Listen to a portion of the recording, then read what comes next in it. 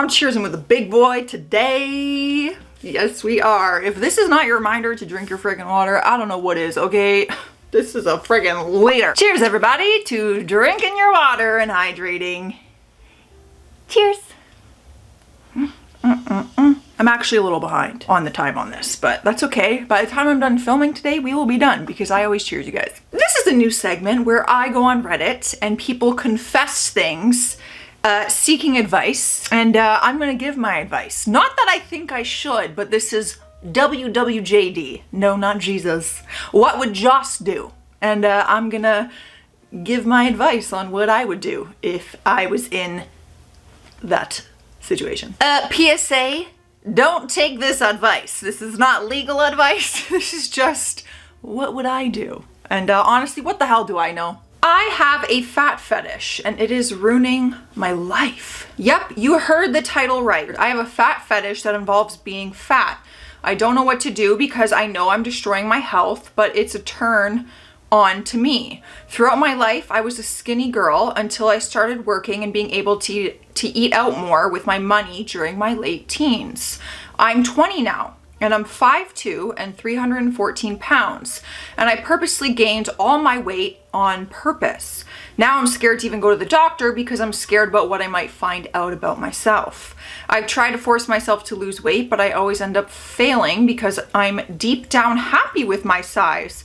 Since as a kid, I always dreamed about being fat, but I know I'm slowly killing myself and I don't know what to do or who to go with. I've thought about going to therapy, but I'm scared about being judged for my fetish since no one really knows about it. I don't know what to do, sad face. Oh, this makes me really sad. This makes me really sad. Honestly, I'm happy to hear the words where you said that you're happy with yourself. I understand the health risks that come with weight and things like that and what it can do to your body, but I think therapy would be a very good thing for you, especially because you're so young. You're 20 years old. I would go to therapy before I would go to a doctor. Terrible advice. Everyone's out there being like, are you kidding? Hear me out.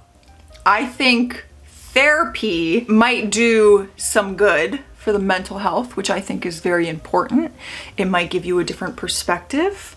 It might be a good balance in still being happy with your body, but also considering the health risks, and maybe you can find a compromise where you're not putting, your life in any kind of harm's way, but you're still at a size that keeps you very happy in your skin and in your lifestyle. Oh God, I really shouldn't be giving advice. Should I tell my friend I saw her interaction with her boyfriend on my Ring camera? What interaction? We had a housewarming party today. Our Ring camera showed my friend and her boyfriend arriving. When she rang the doorbell, you know how the Ring camera doorbell goes ding, ding, ding? Well, she looked back to him and mimicked it, saying ding, ding, ding in a cute way. It wasn't even obnoxious or loud or anything. He said, "Don't act how you normally act or I may have to correct you." She said, "Correct me?" And he said, "Yeah, don't make me have to correct you in front of." And I'm assuming he was trying to say friends, but then we answered the door. Right when you can hear the door opening, she immediately started laughing like she was playing it off or cutting him off. He also immediately went into a smile. Prior to this, neither of them were smiling. It seems like she was in a good mood and her saying the ding ding ding and playing around triggered him. To me, I feel like this is a red flag. He's controlling or maybe even emotionally abusive. Especially seeing the nonverbals, I don't believe he was joking, especially since he doubled down after she asked, "Correct me?" Ugh. Or am I completely projecting my past experiences onto this? I also wanted to know if and how I confront her about this. She's never shared anything about the relationship, and she has a friend in a verbally abusive relationship that she's always trying to tell to leave. I might just say something like, "We were watching all our footage for the day and noticed that, and it could have been a joke, but just in case not, I just wanted to let you know I'm here for you if you need to talk about anything." I think that's exactly what my advice would be. I think you should have a conversation. I think, God forbid, anything happened in that relationship, knock on wood, I don't wish that upon anyone, you might have a lot of regret not having that conversation with her. And maybe sometimes it's hard for someone to obviously bring that up to a friend and to open up about that. So maybe you opening that door, you could be like a vessel for her to use in those times. And maybe it isn't what you think it is, but that's okay. So even if it isn't what you think it is, that's the worst case scenario. Okay, it was a joke. He didn't mean it like that. But I think being there for her and being a very good friend by saying, hey, this is making me feel some type of way. I just want to check in on you. I think that's a great friend thing to do. That's what I would do. Should I, 33 female, leave my partner, 39 male of 13 years? Oh my God, I am not putting the weight on my shoulders. Oh, a 13-year relationship? Oh God.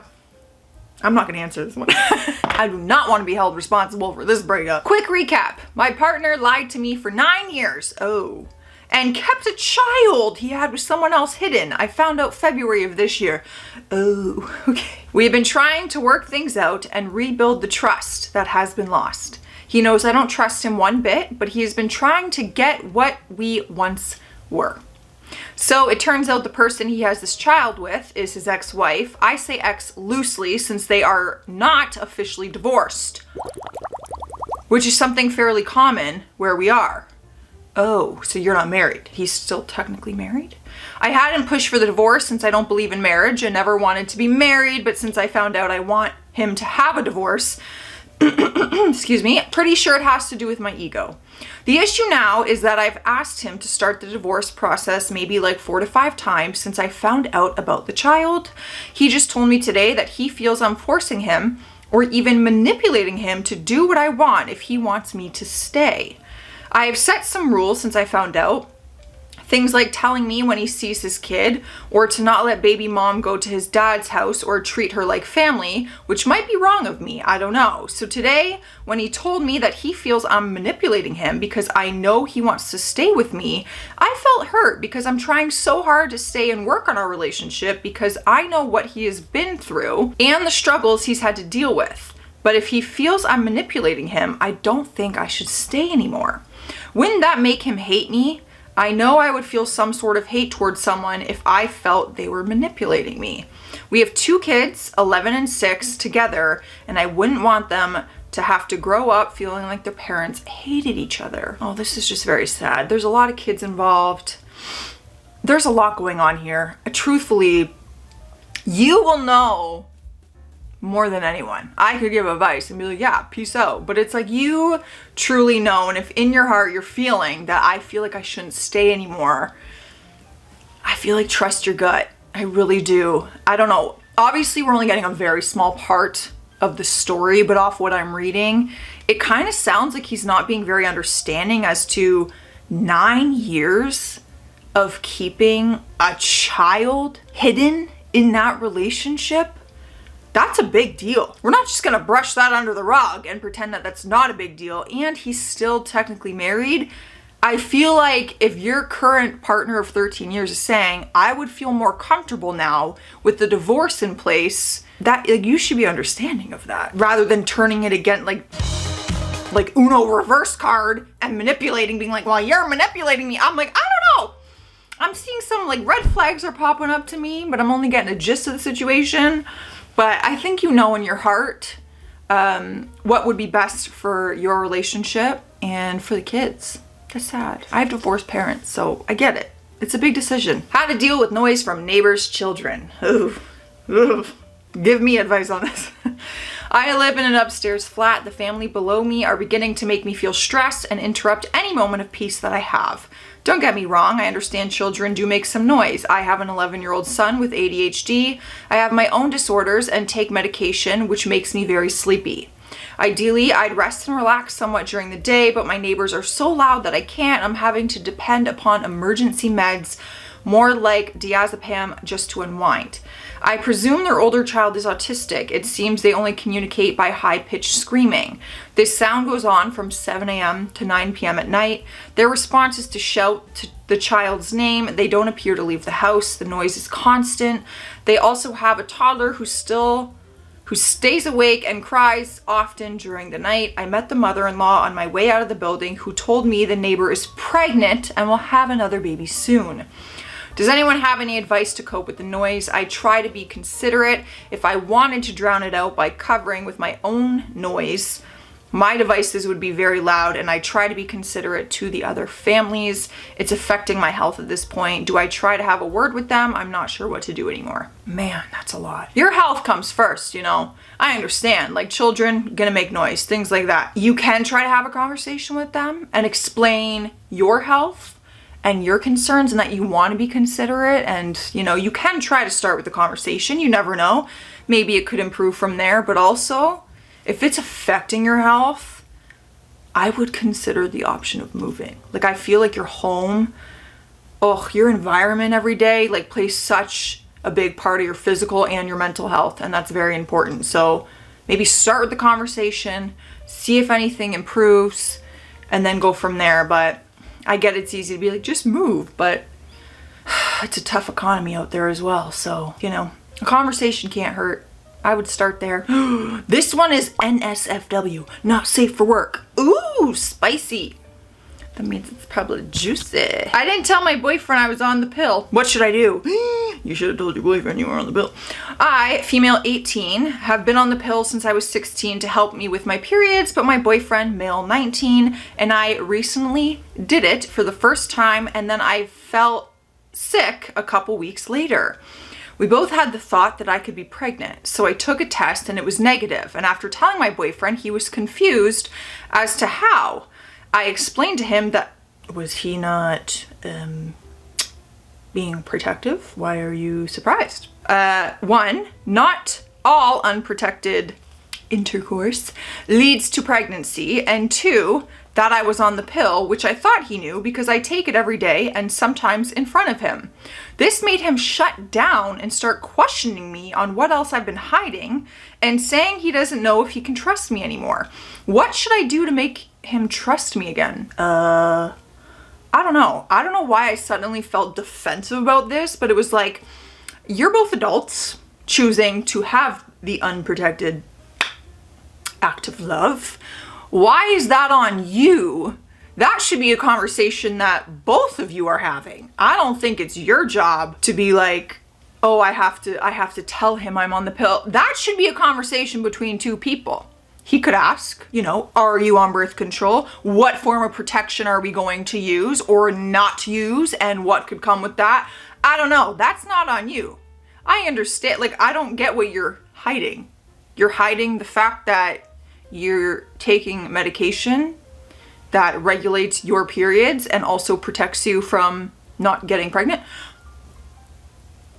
I feel like I'm missing something here. I feel like you're putting it on yourself, but those are two people and two adults, and that's a conversation between two people. I don't know. I feel like it would have been different if you weren't on the pill and lied and said you were. And then he'd be upset and being like, what are you hiding? Like, what? What is happening here? How do I explain to my mom that I want to speak to the psychologist alone?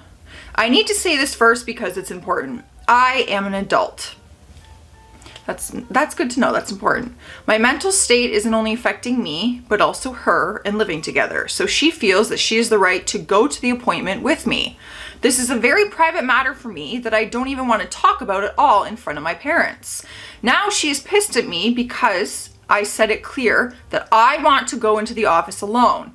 I said that she can come with me to the waiting room, but she won't be coming into the office. So how do I explain that to someone who thinks they have the right to just because it's also affecting them?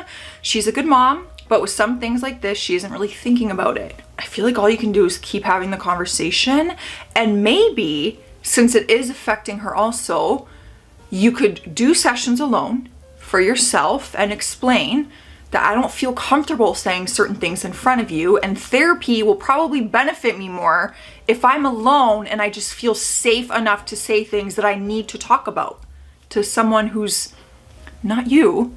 And also, maybe mom should go to her own therapy about the situation separately. And maybe if you're doing your own therapy, you could also do therapy, some sessions together after you guys both get your own work.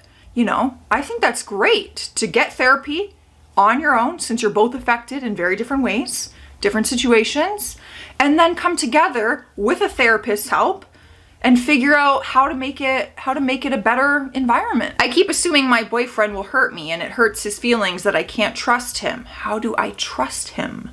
My boyfriend and I have been dating around 6 months. I keep overanalyzing and finding problems that aren't there. I've dated 2 really awful men before him, and I'm so happy now. It's scary. I keep waiting for him to pull the rug from under me and secretly be another monster. Tonight, I convinced myself he's going to dump me for like the 6th time. He said this is getting tiresome. He said it feels like I'm trying to find an out, and I keep asking him for reassurance as if I want this to be over, and I'm hoping he'll do it for me. He finds it hurtful that I always assume the worst in him, and he can't sustain it. I had no idea my hurt was hurting him too, and I feel so guilty. It's a wake-up call for me. I promised I'd change, and he said he forgives me. I want to trust him, but how? How do I learn to take what he says at face value? Number 1 question, has he ever given you a reason to not trust him? Because then that is something as a couple you need to build back up if the trust was broken. But number 2, if he hasn't given you any reason and you're holding your past issues, y'all, you should never go into a relationship until you have healed from your past. You cannot be bringing past stuff into this relationship, because then it affects the other person. This guy, if he didn't do anything, he's just paying the price now for the 2 dickheads that did screw you over in the past. That's not fair. You're gonna lose a great guy. I always say therapy. I would work through this issue within yourself and your past relationships. You need to heal, girl. You need to heal to be in a relationship. So whether you guys want to go to therapy together, you want to go to therapy on your own, you want to start working through those actual issues that are coming from the past. You can't just be like, oh, I'm going to trust him now. It doesn't work like that. You really got to dig deep and heal from those things. It's a lot of work. Friend neglected my dog. Oh, I'm already mad. My mom just had a serious surgery, so I flew to her city for a week to help care for her while she was on the mend.